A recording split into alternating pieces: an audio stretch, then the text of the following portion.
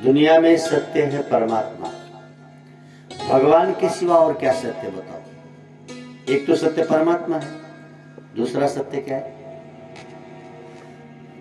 परमात्मा कहते सत्यम शिवम सुंदरम, भागवत जी ने कहा सच्चिदानंद रूपा है। तो एक तो सत्य परमात्मा है, दूसरा क्या है? मृत्यु। दुनिया में ईश्वर के बाद यदि कुछ सच है तो मौत, मृत्यु सत्य है। भागवत की शुरुआत ही मृत्यु से होती है। मतलब जब मृत्यु की खबर होती है परीक्षित जी को, अब उनको ध्यान आया कि गुरु के यहाँ जाना चाहिए। अब उनको ध्यान आया कि हम मुक्त होने के लिए धरती पे आए थे। अब उनको ध्यान आया कि मानव जीवन ही मुक्ति के लिए मिला है। ध्यान देंगे, ये गलती हम लोग ने की, परीक्षित से भी हुई। परीक्षित जी राजा हैं, कुरुवंश में जन्मे हैं, गर्भ में ही भगवान का दर्शन किए हैं। उत्तरा जैसी भक्त के पुत्र है, उसके गर्भ में पले बड़े। लेकिन ऐसा पुत्र भी जब जन्म लेता है तो संसार की चकाचौंध में फंस गया। विवाह किए, पुत्र हुआ, दिग्विजय किए, पूरे विश्व को जीता। यह याद नहीं था कि मरना भी है। भागवत की कथा का मूल यही है कि आप ब्याह शादी भले कर लो, घर द्वार बनाओ, ब्याह शादी करो, नौकरी करो, लेकिन जैसे परीक्षित भूल गए थे और सर्प का श्राप मिला तब याद आया मुक्ति के लिए क्या किया मैंने, कुछ करना चाहिए।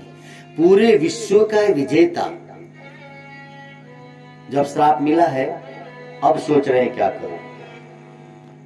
यानी हम सबको भी इस भागवत की कथा से सीख लेनी है कि उनको तो फिर भी ठीक पुण्यात्मा थे, 7 दिन पहले खबर तो हुई कि 7वें दिन तुम मरोगे।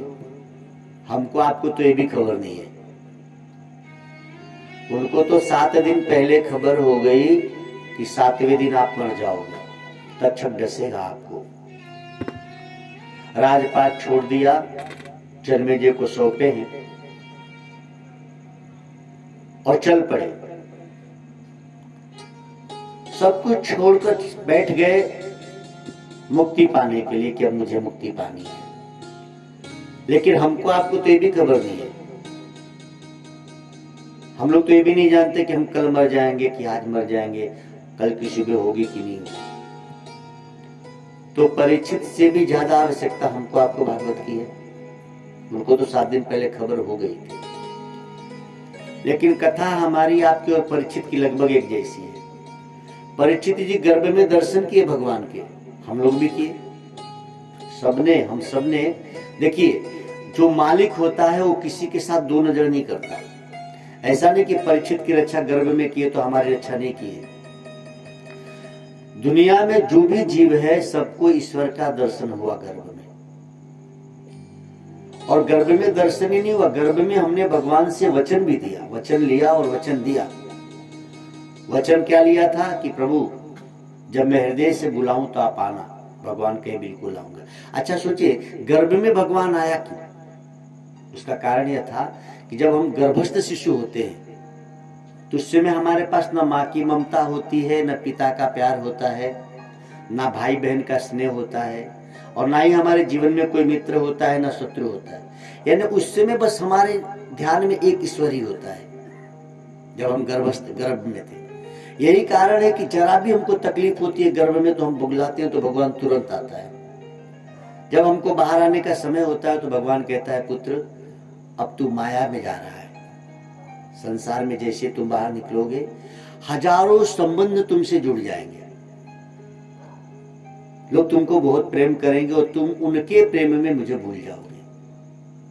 तो हम भगवान से कहते हैं प्रभु आप ये वचन दो कि जब हम आपको बुलाएंगे तो आप आओगे, जैसे अभी आ रहे हो गर्भ में। भगवान कहते हैं बिल्कुल, तू जब भी हृदय से बुलाएगा मैं आऊंगा। भगवान ने कहा तू भी मुझे वचन दे, क्या? जैसे अभी मुझे प्रेम कर रहा है ना, वैसे तब भी करना। अब हुआ क्या, जैसे ही हम बाहर आए, ये हम सबकी कथा है भागवत। अब हम बाहर आने के बाद बिल्कुल छोटी सी नन्ही सी जान थे, लेकिन हमको दुख होता था तो हम माँ की तरफ देखते थे, भगवान की तरफ नहीं। और धीरे धीरे हम माँ से विशेष प्रेम करने लगे। थोड़े और बड़े हुए, अब माँ से भी ज्यादा प्यारा वो लगने लगता है जो हमको चॉकलेट ला के देता है या गाड़ी पे बिठा के घुमाने लग जाता है। यानी बाप दिन भर माँ दूध पिलाती है, नहलाती है, कपड़े बदलती है, पालने में झुलाती है, लेकिन पिताजी जब जाने लगते हैं तो हम बचपन में थे तो रोने लगते थे। क्यों? वो घुमाएंगे, वो कुछ ला के देते हैं। जो जीव भगवान से प्रेम करता था, भगवान से वार्तालाप करता था, माँ कुछ तीखा मीठा खा लेती थी और जब गर्भस्थ शिशु को उससे पीड़ा होती थी तो तुरंत ब्रह्म को पुकारता था। वह शिशु अब चोट भी लगती है, गिर भी जाता है तो माँ को बुलाता है, न कि महेश्वर को।